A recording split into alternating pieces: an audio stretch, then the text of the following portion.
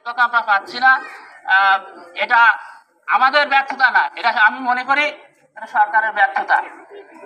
সরকার ইতিপূর্বে যেসব সরকার গেছে তারা জোরালোভাবে কোনো পদক্ষেপ নেননি, আর যদিও নেন দেখা যাচ্ছে আমলাতান্ত্রিক কারণে আমাদের মাধ্যমিক একটা জাতীয়করণ বা উন্নতির কোনো পথ থেকে তারা বিরত রাখেন, স্থগিত রাখেন। যে সরকারি আসেন শিক্ষাকে তারা গুরুত্ব দেন না, খালি মুখে বলেন শিক্ষার মান উন্নয়ন করতে হবে। মান যদি উন্নত করতে হয়, শিক্ষার মান উন্নত করতে হলে ঠিকই মেটারিয়াল লাগবে, সেগুলো কিন্তু লক্ষ্য করা হয় না, সেগুলো দেওয়া হয় না, সেগুলো করা হয় না, খালি ভাষাগুলি এই কথায় খালি কি বলবো যে উপকরণ লাগবে সেটা সরবরাহ করলাম না, দিয়ে দিলাম যে এই কারিকুলাম এইভাবে পরিচালনা করতে হবে, মাঠে এত ভাবেই করতে হবে, ক্লাসে এইটাই ইত্যাদি ইত্যাদি। কিন্তু এগুলো যা প্রয়োজন এক কথায় উপকরণ যেগুলো সব প্রয়োজন দেওয়া হয় না, কিন্তু বলা হয় যার যা আছে তাই নিয়েই শিক্ষাক্রম পরিবর্তন করে লাগবে।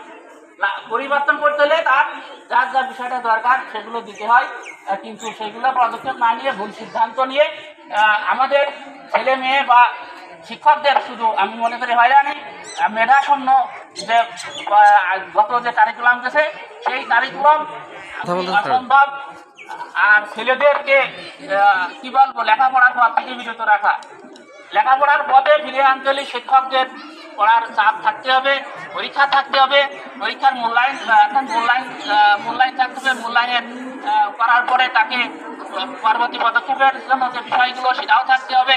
কিন্তু আমি মনে করি সেই শিক্ষাক্রমে ছিল না।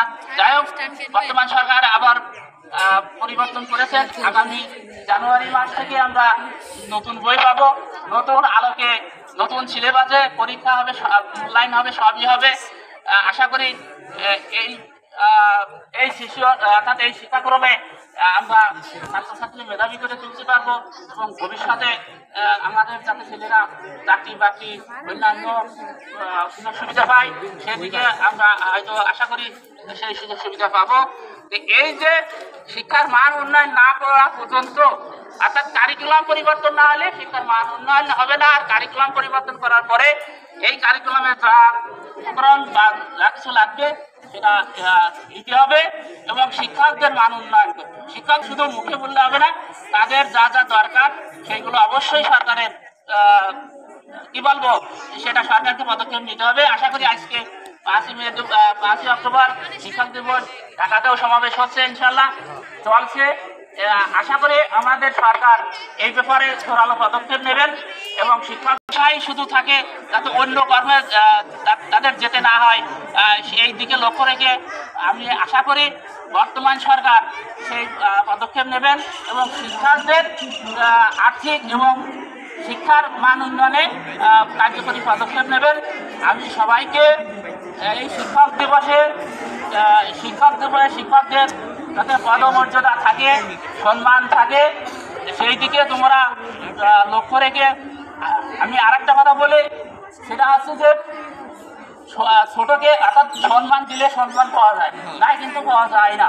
অর্থাৎ ছোটকে স্নেহ করা, বড়কে শ্রদ্ধা করা, শিক্ষক গুরুজনকে করণতি আসে নাই না, গুরুজনকে শ্রদ্ধা করতে হবে। এইভাবে আমরা যদি ইসলামী পন্থায় ইসলামী নিয়মে ধর্মীয় নিয়মে যদি চলে তাহলে আমাদের সমাজ ব্যবস্থা, আমাদের বাড়ি, স্কুল, কলেজ সব জায়গায় আমাদের পরিবেশ নিয়ন্ত্রণ থাকবে এবং পরিবেশ নিয়ন্ত্রণ থাকা মানে কি আমাদের লেখাপড়া বা এর সাথে যেগুলো আনুষঙ্গিক সমস্যা জড়িত আছে সবগুলো পরিবেশে আমি মনে করি ভালো থাকবে। অর্থাৎ আমি আর একটা কথা বলে আমি সংক্ষিপ্তভাবে শেষ করবো, সেটা হচ্ছে যে পরিবেশে কথা বলি সবই ভালো থাকে, পরিবেশের উপরই সব কিছু নির্ভর করে। আমি উদাহরণ দিয়ে বলবো, একটা গ্রামের পরিবেশ আর শহরের পরিবেশ, একটা শহরের ছেলের কথাবার্তা চাল চলন আমি মনে করি গ্রামের থেকে ভিন্ন। আমাদের গ্রামের পরিবেশে গ্রামের, কিন্তু শহরে দেখো তাদের ভাষা কিন্তু বইয়ের ভাষা, শিক্ষিত ভাষা, তাদের ভাষাগুলো মার্জিত ভদ্র, কিন্তু আমাদের ছেলেরা পিছনে পড়ে যাচ্ছে কারণ কি? তাদের ভিতর নৈতিকতা শিক্ষা, আচার আচরণ, ভদ্রতা, তারপরে নীতি নীতি বাক্য, গুরুজনের শ্রদ্ধা, এগুলো আমাদের ভিতর কিন্তু অনেক কমে গেছে।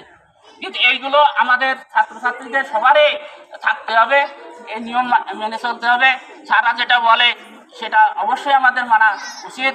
তা যদি না মানো তাহলে তোমরাই ভুল পথে চলবে, তাতে কি তোমাদেরই ক্ষতি হবে।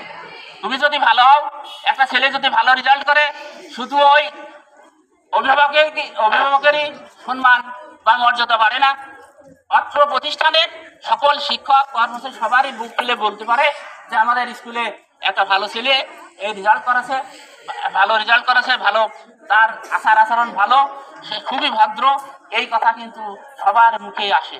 আর যদি একটা ছেলে খারাপ ব্যবহার করে, খারাপ আচরণ করে, তাকে কিন্তু সবাই খারাপই বলে, তাকে কিন্তু কেউ ভালো বলে না যে অমুকের ছেলে খুব দুষ্টু। বাপ মার সম্মান শেষ, শিক্ষকদেরও মর্যাদা কি হয়, ক্ষুণ্ণ হয়। এই দিকে লক্ষ্য রেখে তোমরা নিয়মিত স্কুলে আসবে এবং আচার আচরণ, নিয়ম নীতি এগুলো ভদ্রতা মেনে চলবে।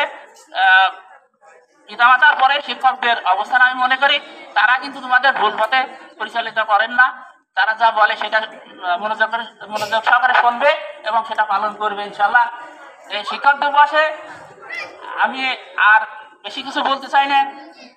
সর্বশেষে সবাইকে সুস্বাস্থ্য কামনা করে এবং ভবিষ্যতে যাতে শিক্ষার মান উন্নয়ন হয় সেই আশা রেখে আমি আমার এই সংক্ষিপ্ত বক্তব্য শেষ করছি। আল্লাহ হাফিজ।